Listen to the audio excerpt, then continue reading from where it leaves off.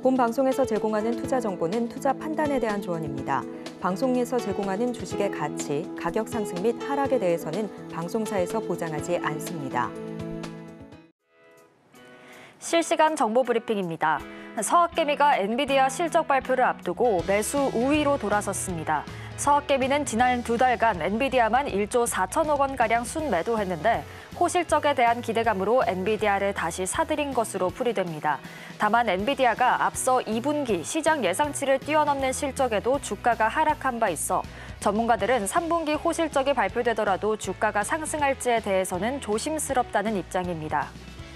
현대모비스가 2033년까지 부품 제조 분야에서 현대자동차와 기아를 제외한 글로벌 완성차 고객 비중을 40%로 끌어올립니다. 현대모비스는 오늘 오후 서울 여의도에서 2024 CEO 인베스터 데이를 열고 이 같은 목표를 제시했습니다. 주행거리 연장형 전기차와 소형 전기차를 위한 구동 시스템 등 선도 기술 경쟁력을 토대로 수익성 중심의 사업 체질을 강화하고 글로벌 탑3 부품사로 도약한다는 구상입니다. 북해 유전 생산 중단과 지정학적 리스크 고조 등의 여파로 원유 수급이 악화될 수도 있다는 우려가 나오면서 정유주가 크게 들썩였습니다.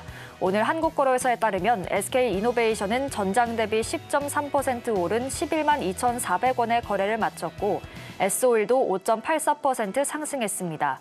이처럼 오늘 정유업종이 일제히 강세를 보인 건 국제유가가 급등했기 때문으로 풀이됩니다. 오늘 국제유가가 오른 건 우크라이나 전쟁이 격화할 가능성이 커진 데다 노르웨이의 에너지 대기업 에퀴노르가 정전으로 유전 생산을 중단했다는 소식이 전해졌기 때문인데요.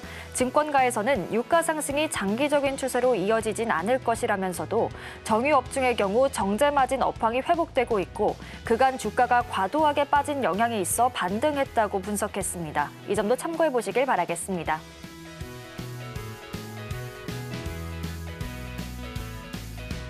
사인사색 주식 고수들의 매매 비결이 공개됩니다. 안녕하세요. 주식포맨 진행을 맡은 박효진입니다.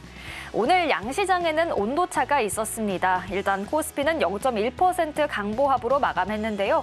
오늘 삼성전자가 하락 전환하면서 쉬어가는 흐름이었지만 기관의 매수세가 유입이 되면서 빨간불을 지켜냈습니다. 반면 코스닥은 0.5% 하락했는데요. 어제 큰 폭으로 올랐던 HLB에 이 차익 실현 매물이 나오고 또 시총 상위에 올라있던 제약바이오주들이 약세를 보였습니다. 우리 시장에는 이제 뚜렷한 방향성 없이 테마별 차별화 장세가 이어지고 있는데요. 오늘도 저희와 함께 하시면서 도움되는 투자 전략들 가득 챙겨가 보시길 바라겠습니다. 자, 그럼 주식포맨 지금 시작합니다.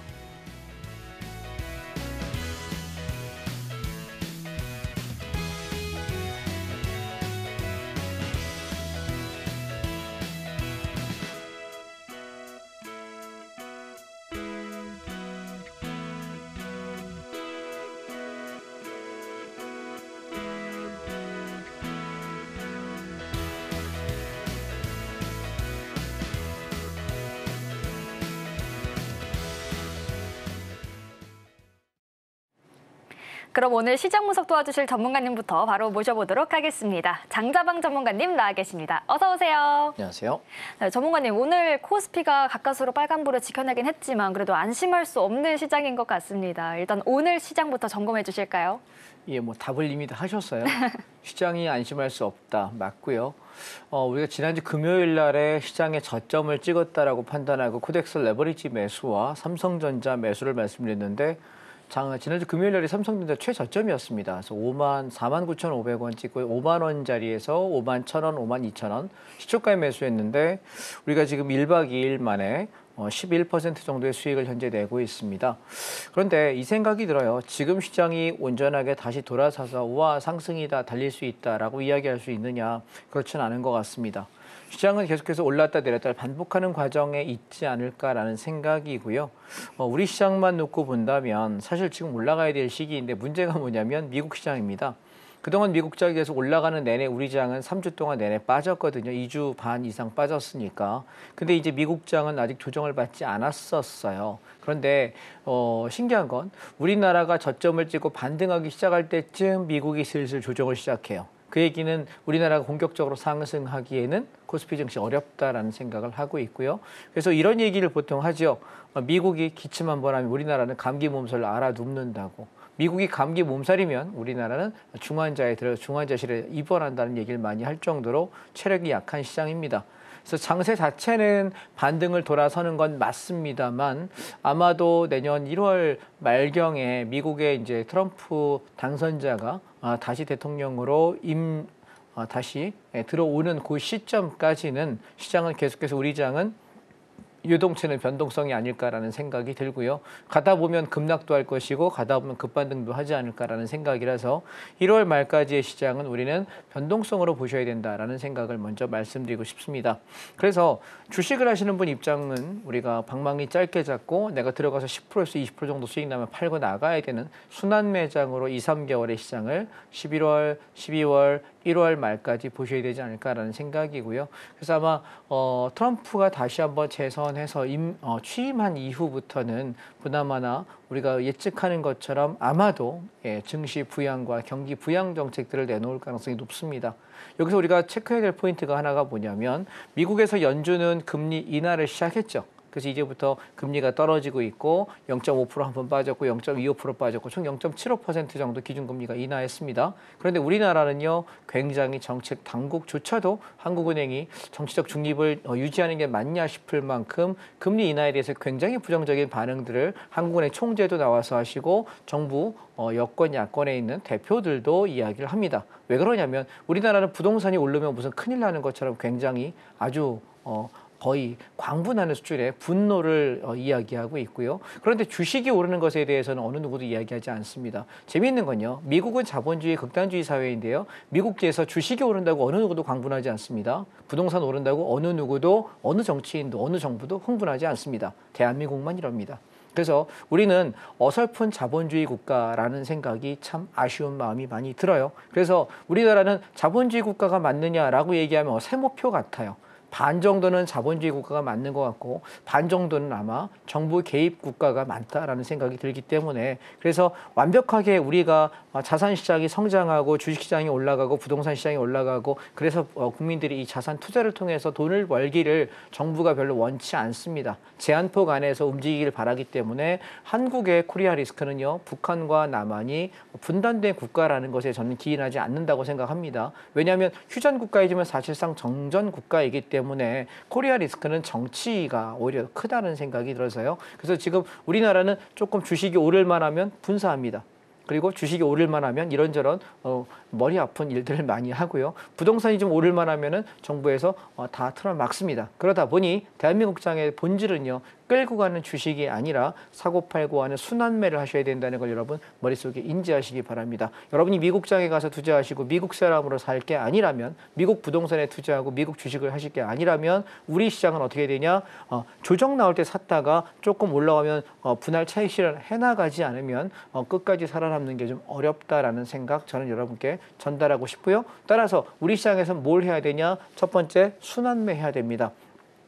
반도체가 좀 올라요. 팔아먹고요. 또 자동차 떨어지면 샀다가 자동차 올라요. 팔아먹고요. 또 2차 전지가 올라요. 팔아먹고요. 바이오 올라요. 떨어지면 샀다가 올라갈 때 팔아먹고요. 우리 이거 해야지. 이걸 내가 같이 투자한답시고 버티고 앉아있으면 같이 죽는 게 됩니다. 이해하셨죠? 그래서 대한민국 시장에서 가치 투자는 전 없다고 생각합니다. 그래서 가치 투자를 굉장히 잘하는 분은 어떨 때냐면 시장이 급락할 때, 코로나 위기 왔을 때, IMF 왔을 때, 리먼 사태 터졌을 때 그때 저점에 잡으신 분들은 오래 버틸수록 수익이 맞아요. 그런데 어중간한 자리거나 꽤 오른 자리에서 혹은 곧 올랐다가 살짝 눌렸을 때 저점인 줄 알고 들어가면 무조건 물리게 돼 있어서 여러분이 대한민국 주식을 길게 가져가시는 조건은 딱 하나입니다. 시장이 미친 듯이 급락할 때 그 급락이 언제냐고 저에게 물어보신다면 우리 서킷 브레이크 걸리는 거 혹시 아십니까? 사이드 브레이크 딱 걸려가지고 거래 중지되고 일시간 시장 난리 났다, 투매 나왔다, 뭐 장대 음봉 나왔다, 뭐 외국인 투매가 나왔다 그런 날 있지 않습니까? 그날부터 매수하세요. 그러면 안 물려요.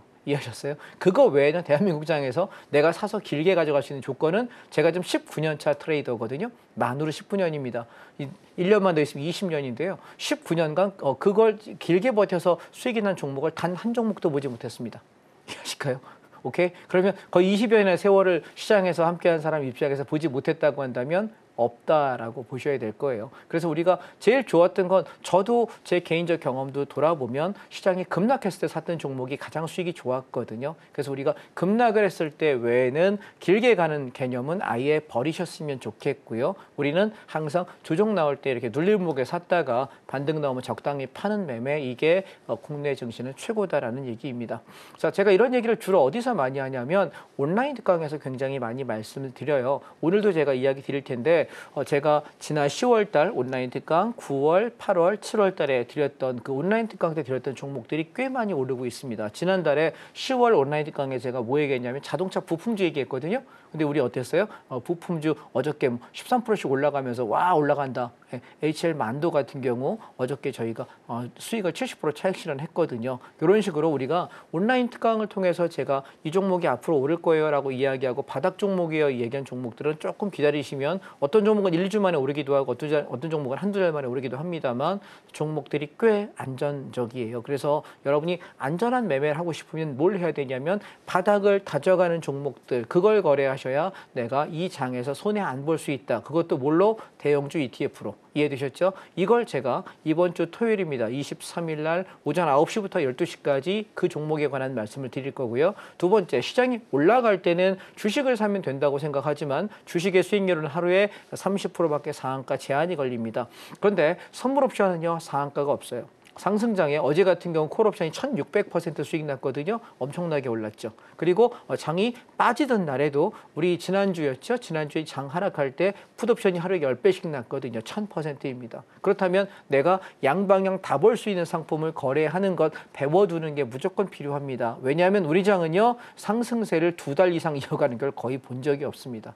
많이 올라가 봐야 한 달에서 2달 올라가고 2달 반이면 꼭지예요. 그렇기 때문에 그 이후에 다시 꺾이거든요. 그래서 우리 장은 올라가는 방향과 내려가는 방향 양쪽 방향을 내가 다 볼 수 있지 않으면 손해가 납니다. 그래서 언제요? 제가 온라인 특강을 여러분하고 자주 하지도 못하고요. 그리고 이 온라인 특강을 제가 언제까지 할 수 있을지도 잘 모르겠습니다. 그래서 제가 한동안 예전에 목이 안 좋아서 한 5, 6개월 동안 강의를 못했던 적도 있어요. 성대가 상해서. 그래서 여러분 강의를 할 수 있을 때, 들을 수 있을 때 오시는 것이 어떨까라는 생각이고요. 제가 여러분께 시황 글을 씁니다. 근데 글로 전달할 수 있는 게 한계가 있고 생방송 동안 여기 지금 45분 정도인데 제가 말할 수 있는 시간이 38분 30초밖에 안 됩니다. 그 기간 동안에 여러분께 음성 전달로 할 수 있는 시황도 제한적입니다. 그러니 제가 온라인 특강을 한다고 할 때요. 특별한 일이 없으시면 혹은 일이 있으시다 해도 급한 일이 아니시면 시간을 좀 내서 와주시기 바랍니다. 언제요? 이번 주 토요일 날 오전 9시부터 12시 전까지 3시간이니까요. 우리 짧고 굵게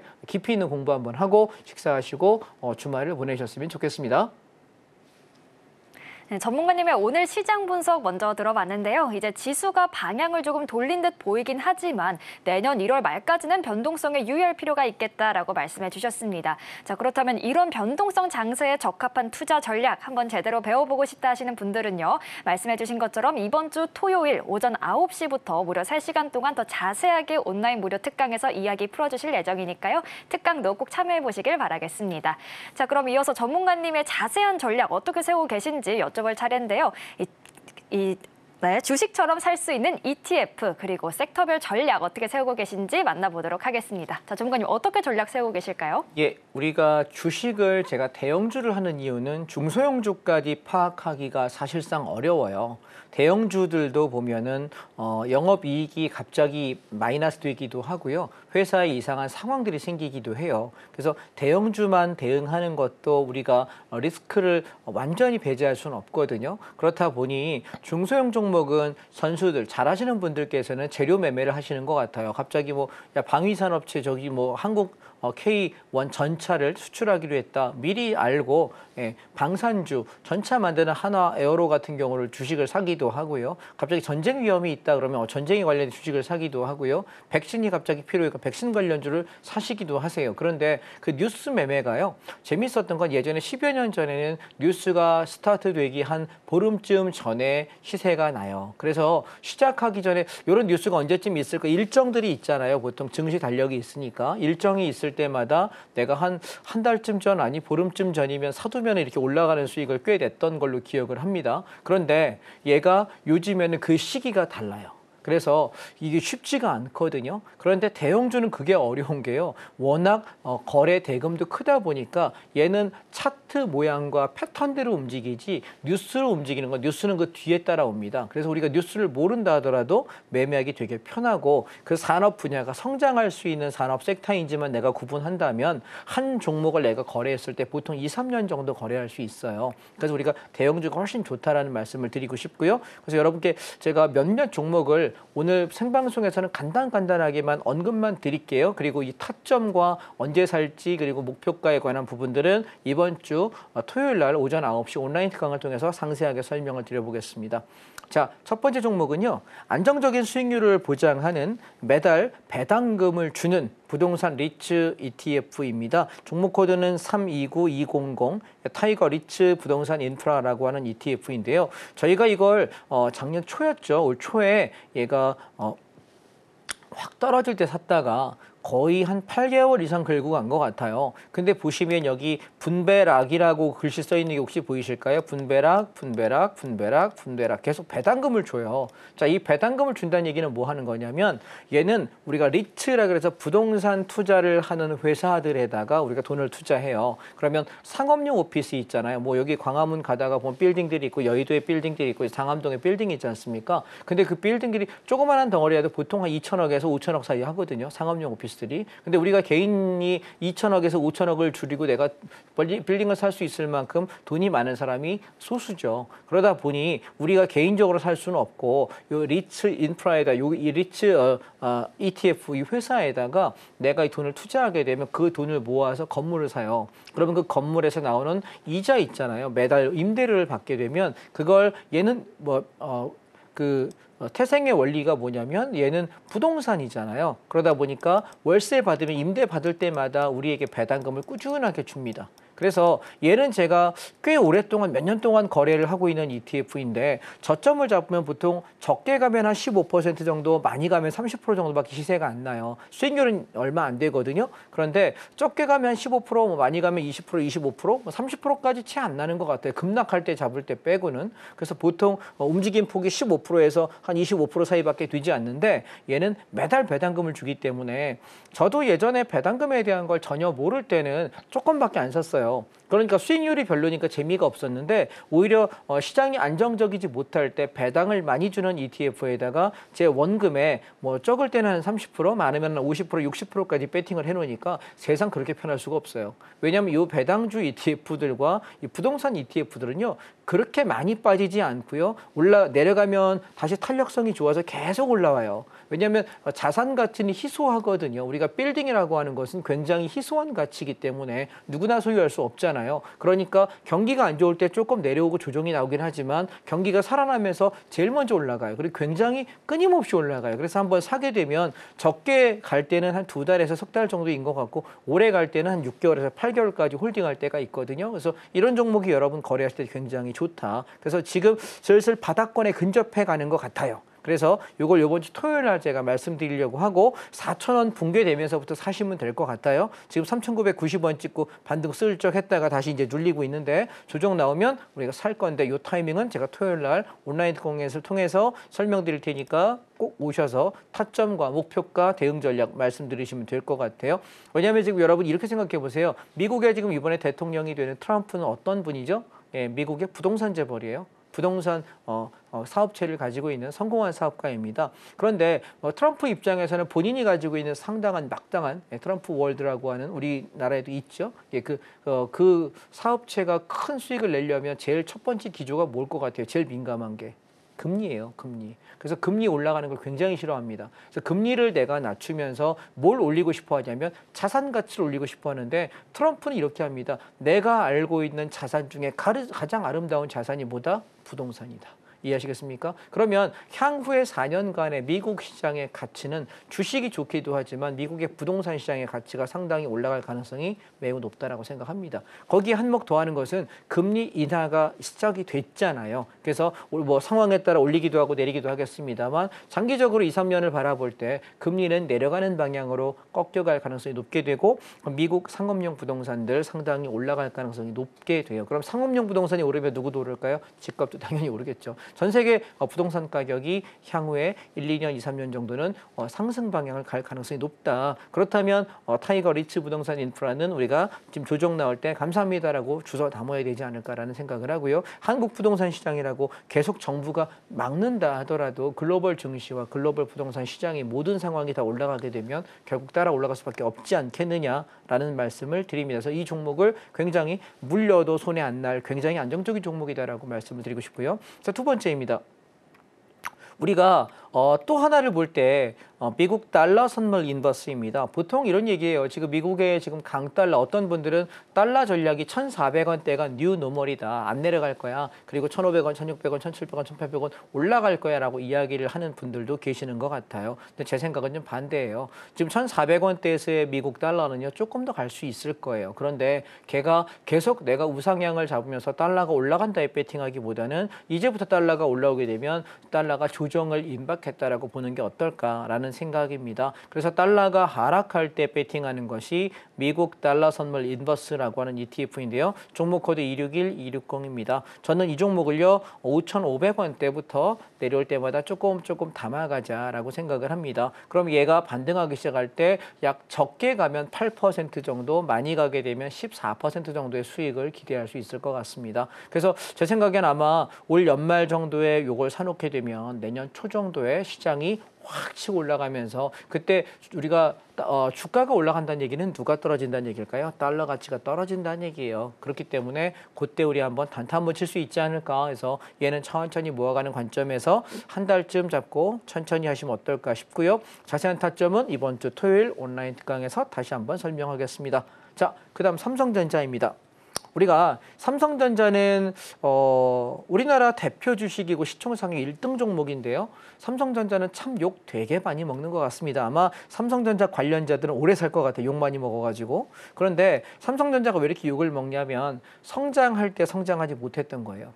예전에 여러분 기억하십니까? 선대 회장이셨던 이건희 회장께서 이렇게 경영선을 했습니다. 마누라 빼고 다 바꿔라. 신경영 선언을 했었죠. 그래서 뭐 했습니까? 이건희 회장께서는 마누라 안 바꾸셨어요. 예, 그리고 다 바꿔가지고 어떻게 했죠? 삼성이 반도체로서 성장하게 만들고 또 우리 핸드폰으로 성장하게 만들고 우리나라의 국운을 일으켜주신 대단한 분이다라고 생각을 합니다. 그런데 여러분 옆에 있는 회사 혹시 기억하십니까? SK라는 회사는 어떻게 됐죠? 마누라를 왜 빼냐? 마누라도 바꿔라 그러죠. 마누라까지 바꿨는데 지금 주가를 보시게 되면 삼성전자보다 SK 하이닉스가 더 많이 올랐어요. 그래서 마누라를 바꿔야 되나? 라는 생각을 사람들이 이렇게 약간 조롱하는 눈으로 얘기를 많이 하지요. 그런데 우리 이렇게 한번 생각해 보십시다. 삼성전자는 세 가지가 대표 종목입니다. 대표적인 상품을 가지고 있습니다. 첫 번째는 핸드폰, 우리가 갤럭시를 사용하죠. 그다음에 이게 갤럭시 폰이 거의 지금 애플 아이폰에 필적할 만큼 성장했습니다. 예전에 처음 나올 때만 해도 참 어디 아이폰에 비벼라고 생각했었는데 지금은 거의 비슷비슷할 정도로 상당 수준으로 올라왔죠. 그래서 사실 기술적으로는 아이폰과 그다음에 삼성의 갤럭시 폰이 거의 비슷하기 때문에 두 개 다 더 이상의 어떤 혁신이 없는 한 매출이 성장하기보다는 거기서 거기 왔다 갔다 하는, 그래서 성장 산업이라기보다는 현금을 꾸준하게 유지하는 그냥 캐시플로우 정도의 산업입니다. 두 번째는 뭐가 있냐면 삼성에도 가전이 있거든요. 우리가 삼성에 가서 냉장고를 사기도 하고 TV를 사기도 하지 않습니까? 뭐 컴퓨터를 사기도 하고. 그런데 삼성의 가전의 위치는요, LG가 좀 더 위에요. 그러다 보니까 삼성이 LG보다 1등이냐? 그렇진 않아요. 자, 그럼 마지막이 뭐냐면 우리가 알고 있는 삼성의 반도체거든요. 그래서 반도체는요, 우리가 두 가지라고 생각하지요. 첫 번째는 내가 기억 저장 장치의 반도체. 예, 기억 저장만 잘하면 돼. 그게 우리가 옛날에 저 어렸을 때 왜 286, 386 이런 컴퓨터가 있을 때 플로피 디스켓을 갖고 다녔습니다. 3.5인치, 5.25인치 디스켓인데 이 디스켓에다 기억 저장해가지고 내가 자료 딱 저장해 놓는 장치. 근데 요즘엔 이게 아니라 USB 혹은 웹 하드에 올리잖아요. 근데 생각해 보세요. 옛날에 디스크 이만한 거 두꺼운 거 갖고 다니고 요만한 거 들고 다녔을 때랑 USB 하나 조만한 거 있을 때랑 뭐가 더 편한가요? USB가 편하죠. 근데 요즘엔 얘도 귀찮아서 뭐 하나요? 우리 웹하드에 올리거든요. 들고 다니는 거 귀찮으니까 무료 웹하드도 많고 유료 돈 내면 많은 양의 정보를 저장할 수 있어요. 그래서 지금 무슨 얘기를 하고 싶은 거냐면 기억 저장 장치의 메모리 공간들은 이제는 너무 상용화돼 있고 이제는 더 이상 얘가 앞으로 선도하는 산업 분야가 아니라는 거예요. 그런데 대만의 TSMC의 반도체는 어떤 거냐면 기억 저장 장치 단순히 우리의 USB 혹은 디스켓 이 저장 장치 성향이 아니라 얘가 연산 작용을 해요. 요즘에 오픈 AI에서 우리가 뭐 GPT 얘기하잖아요. 근데 그 챗 GPT라는 게 뭘 말하는 거냐면 스스로 연산작용이 있는 거예요. 학습 기능을 해놓으면 그 학습을 가지고 계속 자기 학습을 하면서 발전하거든요. 챗 GPT에다가 이렇게 뭔가를 물어봐 놓으면 웬만한 사람보다 훨씬 똑똑해요. 지금 아직 진행 중임에도 불구하고 굉장히 똑똑해요. 예를 들어서 이런 거예요. 야, 저기 아파트 재개발 투자는 어디가 괜찮니? 라고 물어보니까 1번부터 3번까지 순위대로 다 해주는데 웬만한 부동산 전문가보다 훨씬 낫습니다. 한국 주식은 뭘 사는 게 낫겠니? 거기다 챗 GPT가 뭐라고 하는지 아세요? 왜 한국장을 사세요? 미국장에 투자하세요. 정말 그렇게 대답이 나와요. 정말 똑똑하지 않습니까? 그러면서 뭘 사면 되겠니? 했더니 시총 1등부터 10등을 두종 나올 때 사래요. 제가 하고 싶은 얘기 다 하고 있어요. 굉장히 똑똑한 세상이 됐는데 삼성전자의 반도체는 단순하게 기억 저장 장치에 머물러 있습니다. 앞전 정권에서 우리가 삼성의 총수 최고 경영자가 그 감옥살이를 했었죠. 정치적인 여러 가지 이슈들에 휘말려가지고. 근데 그때가 TSMC는 어땠냐면 24시간 동안 전혀 잠을 자지 않고 3교대로 연구원들이 돌아가면서 2교대, 3교대 하면서 최고의 연봉을 주면서 계속 박차를 가 있는데 한국은 주 52시간 근무제 때문에 사람들이 8시간 근무하면 무조건 나가야 되고 그 이상 하게 되면 노동 관련해서 계속 규제를 받아야 돼요. 그러다 보니 전 세계가 잠을 안 자가면서 연구하는 그 최첨단의 산업 분야가 우리는 뭐 하냐면 워라밸 따지고 앉아 있으면서 산업이 뒤처지는 거예요. 삼성전자가 앞으로 계속 지금 같은 고용 환경 안에서 일을 한다고 한다면 세계적인 경쟁력을 회복할 가능성은 전 높지 않다라고 생각해요. 그러다 보니 저는 삼성전자를 투자할 때 어떤 개념이냐면 그저 단타예요.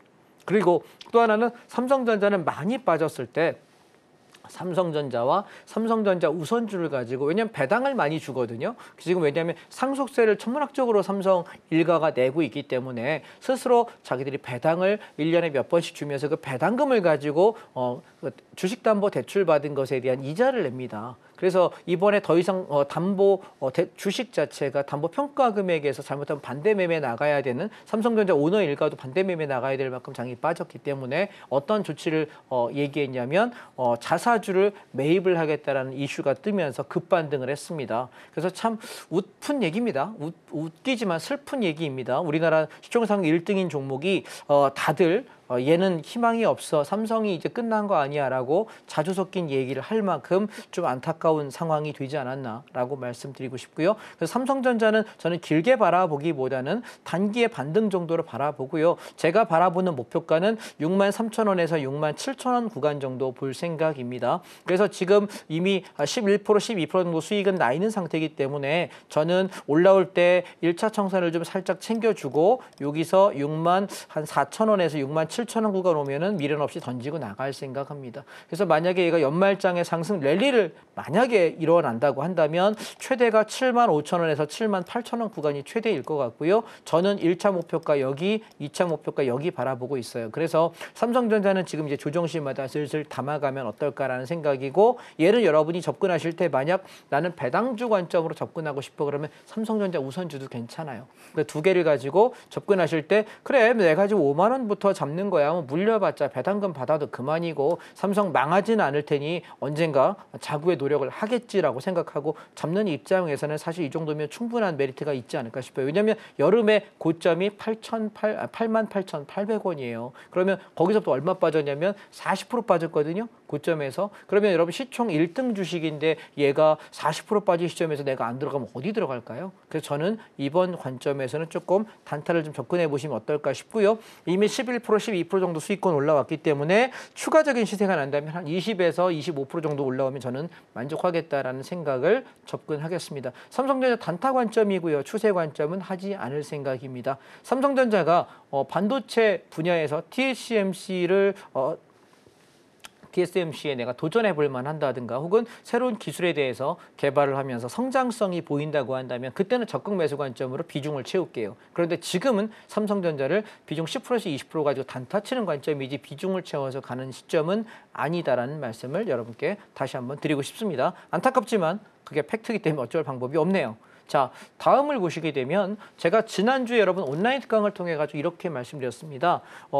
트럼프가 되고 나서 우리나라의 2025년을 바라보면서 주도주가 우리는 반도체, 자동차, 2차 전지, 바이오 이 4개거든요. 4개 중에서 가장 1등이 누구였냐면 그동안 반도체였는데요. 근데 지금 반도체가 삼성전자를 보시다시피 성장 동력을 좀 잃어가고요. 그다음에 SK 하이닉스가 엔비디아와의 협업 때문에 굉장히 좋은 성과를 냈었어요. 그런데 그 대비 자동차주가 굉장히 저평가돼 있었거든요. 그래서 제가 여러분들께 자동차 관련 종목에 좀 집중하시면 좋겠습니다라고 비중을 이쪽에 좀 더 실으면 좋겠습니다라고 계속해서 여러분 한 달 이상을 설명을 드렸습니다. 한 달 이상. 그리고 10월 말에 제가 온라인 특강할 때도 자동차에 관한 얘기를 되게 많이 드렸습니다.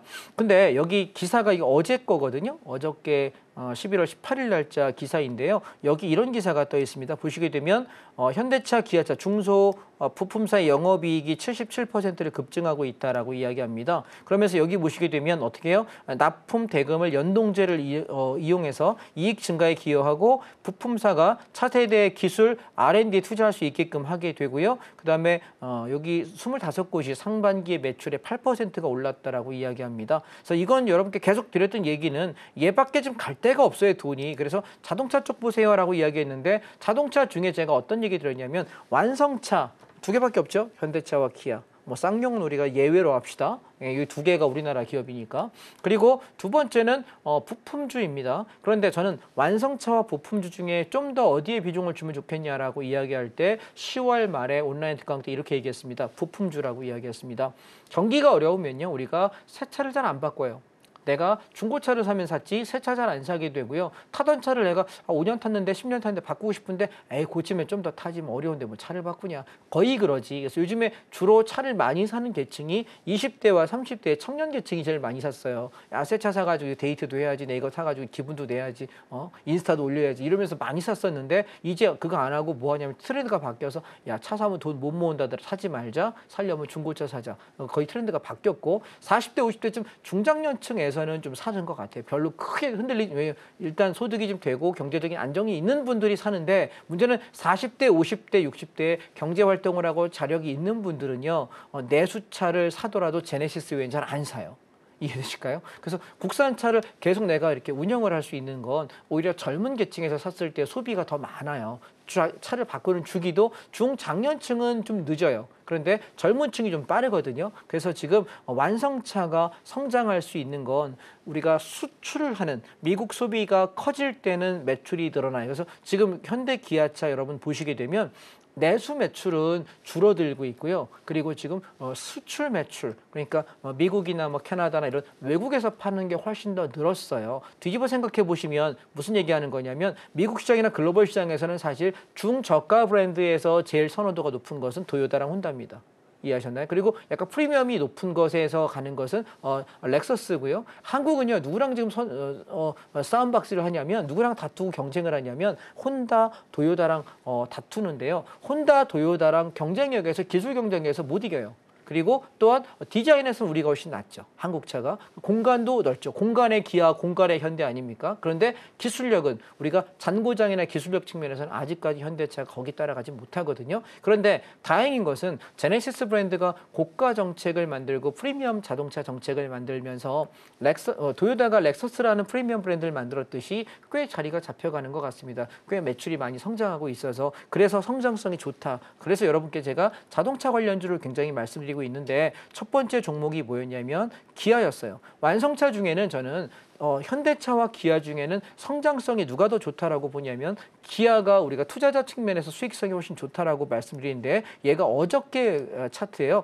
어저께 저희가 여기 조정 나올 때 이거 사면 좋겠어요. 지난주에 계속 이야기 드렸는데요. 저희가 매수했던 가격은 9만 원에서 9만 2, 3천 원대 내려올 때 조정 시에 여기 왜냐면 내려오시면 여기 바닥 바닥 이렇게 내려요. 쌍바닥. 여기서 쌍바닥 매수 말씀드렸는데 어저께 당일날만 5% 수익 났고요. 당일날 시작하자마자 종가 고가로 들어올리면서 꽤 많이 올랐죠. 그래서 우리가 이렇게 조정 시에 패턴이 완성돼 있을 때 저점 찍고 반등했다가 쌍바닥 지지 확인하고 하나, 둘, 셋, 3일간 매수하고 들어올리는 이런 패턴이 전 어떨까라는 말씀 드리고 싶고요. 목표가에 관한 말씀은 이번 주 토요일 날 온라인 특강 때 설명 다시 한번 하겠습니다. 들어오시고요. 그다음에 두 번째, 부품주로서 제가 강조드렸던 것은 HL 만도하고 현대모비스였습니다. 그런데 HL 만도를 보시게 되면 얘는 우리가 언제 사자라고 이야기했냐면 8월 5일 날 급락하고 나서 반등 한번 하고 눌려요. 제가 여러분들께 언제 했냐면 여기 9월 달 조정 시에 부품주요 노래를 불렀고요.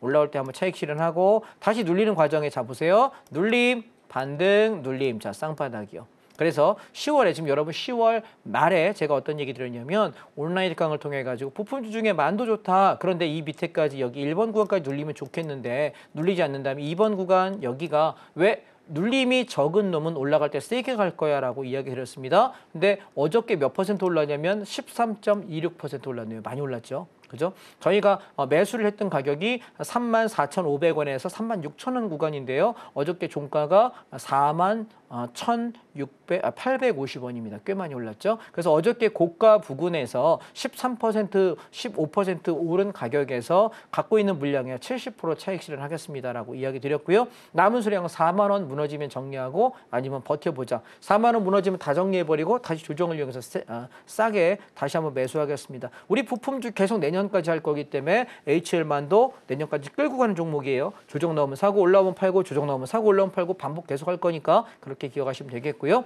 자, 그다음에 다음 섹터 또 하나 오늘 제가 기사 중에 재밌는 걸 하나 봤습니다. 자, 이 출처는요. 우리가 청약홈, 우리가 전국민 청약 같은 거 할 때 들어가는 청약 홈페이지 있지 않습니까? 청약홈에 보니까 이런 자료가 있더라고요. 제가 열심히 찾아갖고 왔어요. 한번 보세요. 보시면 부동산주, 건설 관련주들을 제가 많이 사면 좋겠다라고 이야기를 왜 드리냐면 자재값이 계속 올랐어요. 보실까요? 얼마나 올라나 자료를 보니까 얘는 제가 만든 게 아니라 출처는 국토교통부입니다. 예, 국토교통부 홈페이지에 가니까 이런 자료가 있습니다. 콘크리트 벽돌이 얼마 올랐냐면 2021년도부터 24년 현재까지 약 3년 동안 35% 콘크리트 벽돌 값이 올랐고요. 그다음에 시멘트 가격은요. 제가 맨날 시멘트주 조정 나오면 사라고 노래를 부르는 게 뭐냐면 29.33%, 약 30% 올랐고요. 고강도 철근은 안 올랐어. 예, 수요가 많이 없으니까. 그다음에 레미콘 가격이 얼마 올랐냐면 46% 올랐어요.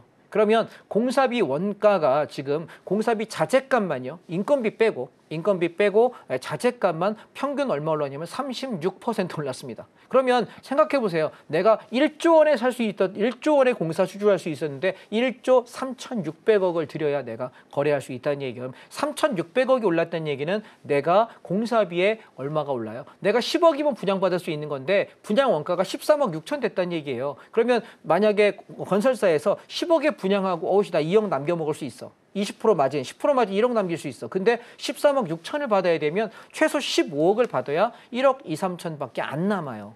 무슨 얘기인지 아시겠습니까? 그러면 여러분 집값 오를까요? 떨어질까요? 장기적으로 오른다니까요. 정부에서 뚜들겨 패는 걸 제가 굉장히 무식한 처사라고 이야기하는 건 시장은 시장에게 맡겨야지 정부에서 개입하는 것도 과도하게 되면 나중에 얘가 시대 폭발할 때 걷잡을 수 없게 되거든요. 시장 자정 기능을 좀 믿고 맡겨주셨으면 좋겠는데 자꾸 시장에 개입해서 시장을 이긴 정부가 있었나요? 없었습니다. 공산주의 국가조차도 막을 수 없었거든요. 근데 보시면 여러분 여기 특정 아파트를 거론해서 뭐하지만 우리가 맨날 강남 얘기하니까 강남 얘기해서 욕하길래 제가 저 멀리 충남 천안에 가서 아파트 하나 가져왔습니다. 충남 천안 성성동 일원 분양 아파트라고 합니다. 저도 처음 보는데요. 충남 천안에 있는 아파트가요.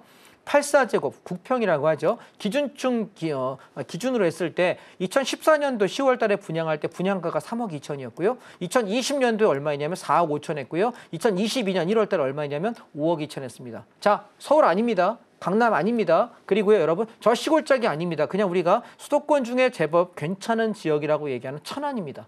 접근성이 꽤 괜찮죠. 서울과 전국의 접근성이 괜찮은 이 나라의 이 동네에 보시면 천안 레이크타운 프로지어가 3억 2천 2014년이었고요. 천안 프로지어 레이크사이드가 2020년도에 4억 5천이었고요. 그다음에 천안 성성 비스타 동원 얘가 얼마 갔냐면 지금 5억 2천이에요. 생각해 보세요. 야, 이거 서울도 아닌데? 천안인데? 근데 얘가 지금 분양가가 우리가 몇 년마다 이 14년과 20년, 6년 지났어요. 그리고 22년, 2년 만에 올라간 비율을 한번 생각해 보신다고 한다면 원자재 값이 올라간데 우리가 집값이 내려갈 가능성이 있을까요? 정치인들 쇼라니까요.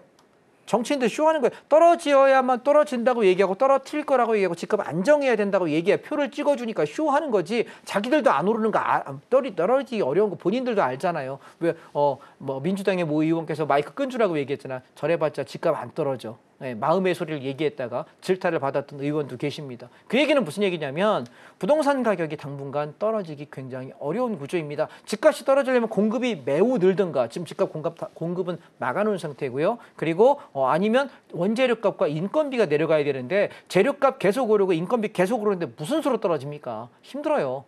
아시겠습니까? 자, 그러면 제가 이 얘기를 왜 자꾸 하냐면 그래서 우리가 뭘 공략해야 되냐라고 보면 중장기로 볼 때 여러분이 생각해야 되는 건 두 개입니다.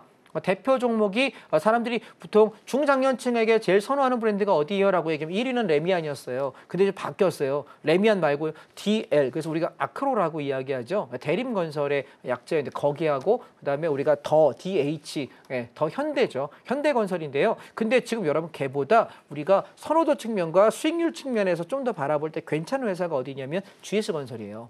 GS건설이 우리가 순살 자이그레가 되게 욕 많이 먹었던 회사인데 GS건설하고 현대건설이 가장 안정적이고요. 집을 질 때 하자도가 가장 적은 곳 중에 하나이고 GS건설은 지난번에 그 순살 자이 때문에 각성해가지고 꽤 열심히 관리하고 있거든요. 특히나 여러분 조경을 제일 많이 만들고 커뮤니티 제일 예쁘게 뽑는 회사 중에 하나가 GS자이예요. 그래서 저는 이 GS건설이 앞으로 성장성이 좋다라고 생각합니다. 그래서 조정시에 매수 담으라고 이야기 드렸는데 보시면 어제도 올랐고 그제도 올랐고 계속 오르고 있죠. 조정시마다 담아가기에 제일 좋은 거 탑2 첫 번째 GS건설이고요. 두 번째 삼성물산인데요. 삼성물산은 많이 빠졌어요. 왜냐하면 삼성물산이 요즘에 아파트 건설 수주에 많이 손을 안 대요. 그래서 요즘엔 아크로 대림건설이 굉장히 많이 열심히 하고 있고 대우건설 서밋이죠. 서밋 브랜드가 굉장히 열심히 하고 있고 그다음에 DL, ENC 걔네가 굉장히 열심히 해요. 그래서 사실 그쪽이 좀 더 나아 보이나 그러나 우리나라 선호도가 굉장히 높기 때문에 브랜드 안정성으로 볼 때는 삼성물산하고 GS건설 그리고 좀 더 보시면 현대건설 정도 여러분 접근하시는 게 어떨까 싶습니다. 공략 타점은 제가 토요일 날 말씀 따로 드리도록 할 테니까 들어오셔서 함께 하시면 좋을 것 같습니다. 저는 여러분께 큰 종목들은 요 정도 한번 언급드리면 어떨까 싶어요. 그래서 우리가 주식은 길게 볼 때 내가 조정이 나오고 지금 조정기가 있고 완벽하게 완연한 상승장이 아닐 때는 이렇게 자동차처럼 성장 동력이 있는 거 그다음에 건설주처럼 다음 정부가 누가 될지는 모르겠지만 다음 정부에는 무조건 신규 공급을 해야 돼요. 지금 앞전 정부도 막았죠. 이번 정부도 안 하고 있죠. 그럼 다음 정부에 무조건 해야 되거든요. 그래서 그걸 바라볼 때 저는 건설하고 시멘트 관련 종목이 앞으로 향후에 성장 종목이라는 얘기를 계속해서 말씀드리니까 조정 나올 때 사놓고 좀 길게 한번 보세요. 다음 정권까지 끌고 가보신다면 수익력이 좋지 않을까 말씀을 드려보겠습니다. 장자방 전문가님께서는요. ETF와 대형주 위주로 저점 매수 전략 잡아주고 계신데요. 지금처럼 빠르게 변하는 테마주 장세가 나랑은 좀 잘 안 맞는 것 같다 하시는 분들께 장자방 전문가님의 전략이 큰 도움이 될 것 같습니다. 또 오늘 눈여겨보고 계신 섹터들의 여러 종목들 짚어주셨는데요. 정확한 매수, 매도 타점과 가격 전략은 온라인 특강에서 자세하게 풀어주신다고 하니까요. 이번 주 토요일 오전 9시부터 무려 3시간 동안 진행해주시는 온라인 무료 특강도 놓치지 마시고 꼭 참여하셔서 도움 받아가시길 바라겠습니다.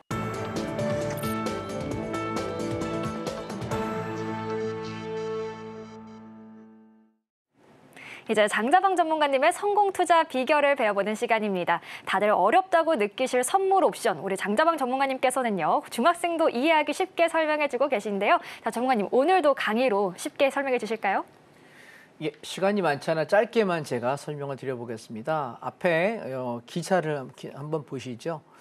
매일경제신문의 오늘자 기사입니다. 오늘자 이런 기사가 하나 났더라고요. 제가 강의 준비하면서 보니까 대만은 올해 39% 올랐고요. 미국은 24%가 지수입니다. 종합주가지수 성장했는데요. 대한민국 코스피만 마이너스 13%, 전 세계 꼴찌입니다. 여러분, 과연 우리나라는 남들 다 올라갈 때 심지어 인도도 올랐거든요. 12% 올랐고 일본도 14% 올랐고요. 중국조차도 사회주의 공산국가조차도 15.6% 올랐는데 한국만 12.8% 마이너스입니다. 대체 왜 이러는 걸까요? 그래서 한국장에서 우리가 주식으로 돈을 벌 수 있다라고 생각하는 것 자체가 어쩌면 첫 출발이 다르지 않느냐. 전 여러분께 의문을 제시하고 싶습니다. 다음 페이지 보시죠. 한국이 전 세계에서 제일 난이도가 높은 나라입니다. 보시게 되면 얘가 2024년도 증감률을 보시게 되면 미국 나스닥이 26%, 그다음에 항생이 21%, 니케이가 17%, 독일이 24%, 14% 올랐고 상해 중국조차도 10%가 올랐음에도 불구하고 한국은 마이너스 16%입니다. 자, 생각해 보세요. 이럼에도 불구하고 아직도 주식하시는 게 훨씬 더 안전하다고 생각합니까? 국장에서 여러분 바보 아니면 우리가 객관적인 지표를 직시하시기 바랍니다. 저는 그래서 선물 옵션을 여러분께 대안으로 제시합니다. 선물은요, 내가 올라갈 때 매수해서 이렇게 올라가면 여기다 차익 실현하고 나가면 돼요. 주식하고 같죠. 똑같습니다. 그런데 내가 주가가 빠질 때 나는 하방 대응이 가능합니다. 선물 매도에 진입해서 떨어지면 여기다 팔면 되거든요. 즉 다시 말해 상승장과 하락장 양쪽 다 대응할 수 있다. 이게 우리가 선물 옵션입니다. 그러면 생각 한번 해보시죠. 주가가 빠질 때 나는 과연 어떤 대응을 할 수 있느냐. 선물 차트를 보시게 되면 11월 11일입니다. 바로 우리가 빼빼로데이 얼마 전이죠. 아침 시작과 동시에 전날보다 개파락했습니다. 선물 차트입니다. 쭉 빠져가네요. 내가 만약에 주식을 하는 사람이라면 어떻게 될까요? 아침에 불과 1시간 반 만에 빠진 저 하락 때문에 내 종목은 박살이 날 것입니다. 선물 옵션은 어떻게 할 수 있냐면 하락장에 선물 매도를 할 수 있습니다. 하방에 진입한 아까 얘기한 매도, 하방 진입을 선물 매도라고 얘기하는데 이 하방 진입을 통해서 나는 이 떨어진 폭만큼의 이익을 냅니다. 주식에서 공매도랑 동일하게 보시면 될 것 같고요. 그러면 선물 옵션이 위험하다고 하는 사람들은 왜 그러냐? 선물 옵션은 다 패가망신했다, 망했다. 왜 그러냐면 방향을 틀려서 그래요. 이해하십니까? 빠지면 하락장에 배팅하면 되는데 왜 상방 배팅하고 앉았냐고. 야, 요만큼 빠지면 오르지 않을까? 이상한 소리 하고 있어. 떨어질 땐 하방 보세요. 이해하셨습니까? 반대로 그러면 떨어지는 걸 너는 어떻게 하니? 라고 물어본다면 너는 안 틀려? 예, 틀리기는 해요. 근데 저는 바로 고쳐요. 틀리면 손절하고 바로 방향을 바꿉니다. 자, 기준이 뭐냐면 여기 왼쪽에 있는 것이 이게 콜옵션 차트인데요. 콜옵션의 기준점 4.0이 깨지는 걸 보면서 얘가 무너지면, 콜이 무너지면 누가 가는 거냐면 풋옵션이 가요. 풋옵션이 간다는 얘기는 장이 빠진다는 얘기고 장이 하락할 때 뭐 사면 되냐면 풋옵션 사면 되거든요. 즉 뭐래? 콜옵션 기준이 무너질 때 콜 죽었네, 장 하락이래 방향 판단하고 선물하는 사람은 선물 매도 진입하면 되고 옵션하는 사람은 풋옵션 사면 돼요. 이날 어땠냐면 저점에서부터 풋옵션이 몇 배 났냐면 당일날 10배 났습니다. 1000%. 자, 생각해 보세요. 내가 원금 1억 갖고 주식 사가지고 반토막 났어. 5천밖에 안 남았어. 근데 내가 저기 풋옵션 사면 10배가 나. 내가 만약에 남은 5천만 원 몰빵하게 되면 5억 벌어요. 내 원금 다 커버하고도 4억 수익입니다.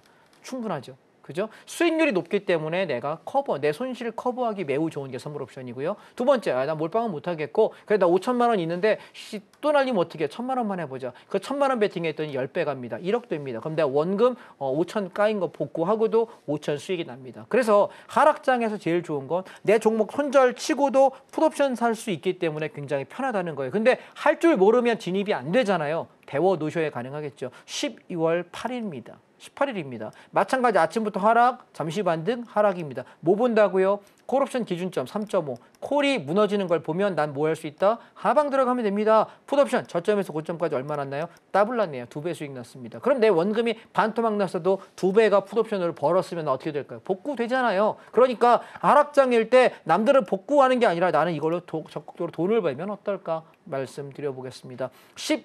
얘는 8월 2일입니다. 아침부터 개파락했고요. 하루 종일 빠졌습니다. 폭락을 했는데 이때 얼마 났냐면 풋옵션이 저점에서 고점까지 115배가 났습니다. 100배가 나는 장이 여러분 선물 옵션에서는요. 1년에 몇 번이 있거든요. 그중에 내가 100배 못 먹죠 당연히. 그런데 내가 10배만 드셔보셔도 수익이 매우 짭짤하지 않을까요?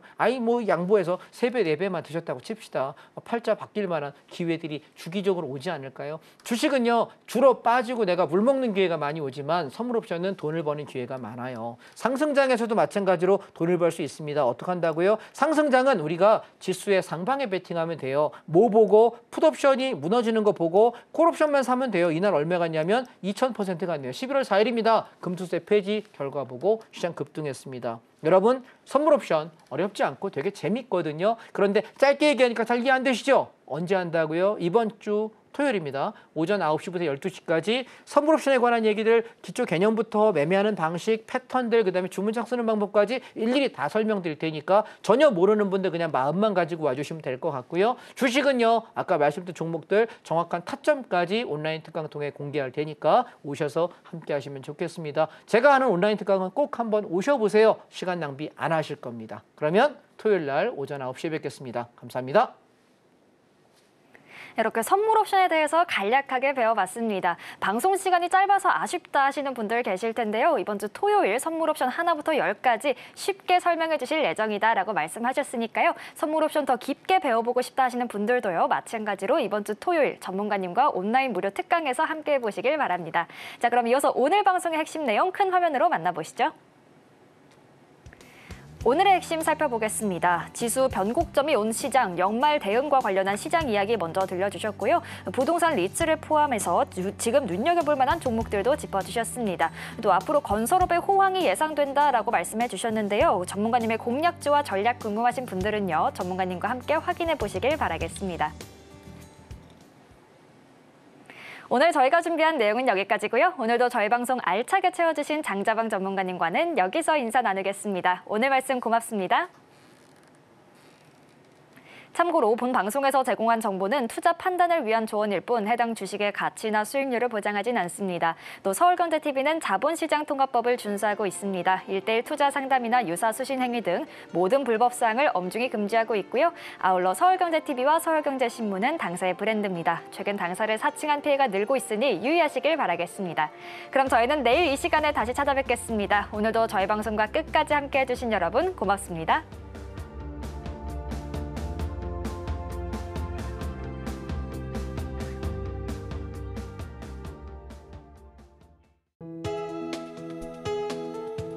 본 방송에서 제공하는 투자 정보는 투자 판단에 대한 조언입니다.